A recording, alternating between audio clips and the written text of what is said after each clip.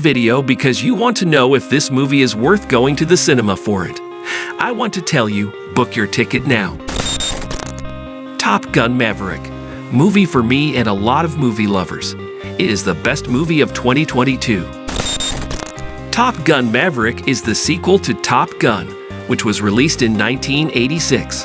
The most question that comes to your mind now: do I have to watch the first part in order to watch the second part? No, you don't have to watch the first part.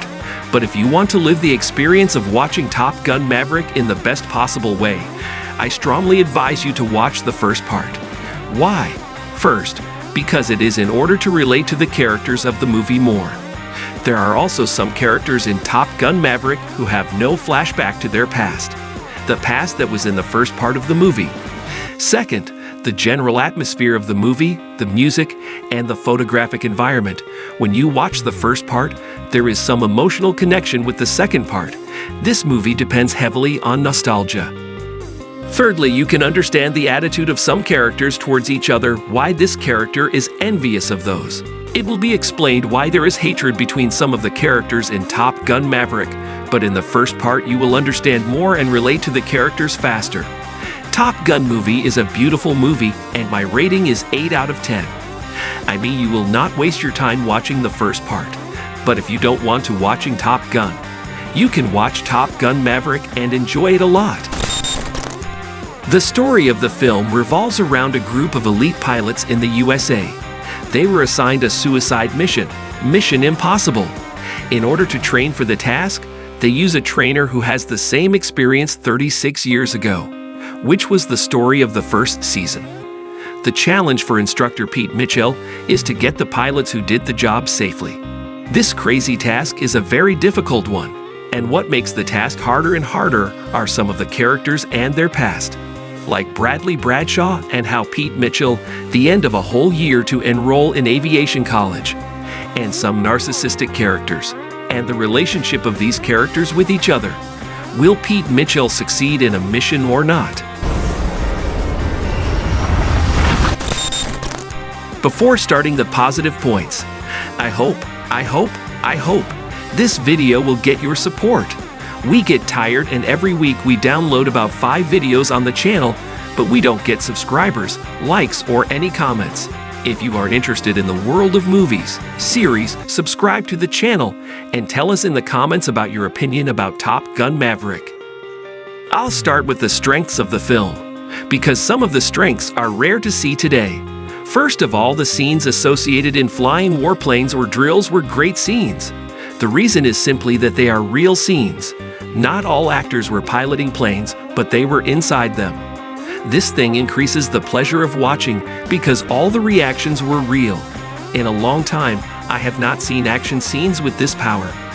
I was excited while watching the movie, even during the training, and how the chases were even the dialogue during the training.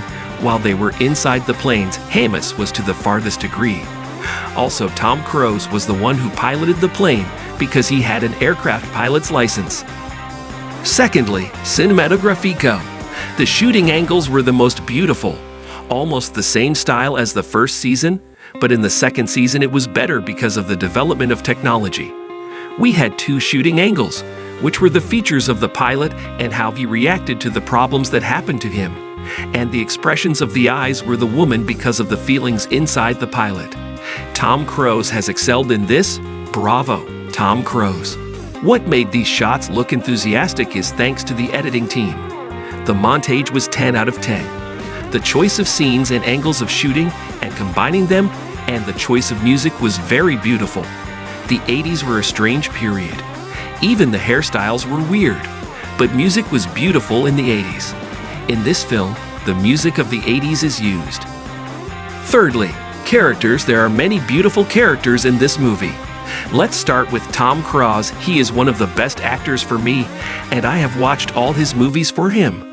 Tom Cruise is 60 years old and still the best actor for action movies and action scenes. Even the drama Tom Cruise was as creative as possible. There are also many actors who have excelled, like John Hamm in the role of Admiral. His performance was very beautiful. And also Miles Teller, who is one of the most important young actors and excelled at everything in terms of drama and action. His acting was the greatest. And for me, all the characters were good. If only we go back to the story. The story is somewhat repetitive, but it was different in the way it was executed.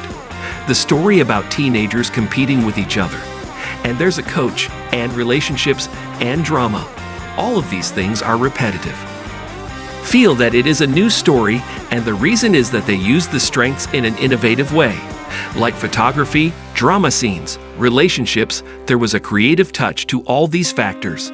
As for the end, it had pros and cons. I will talk about it at the end of the video. As for weaknesses, I have one weakness. It is the romantic relationship between Penny and Pete Mitchell. This relationship is the only thing in the movie.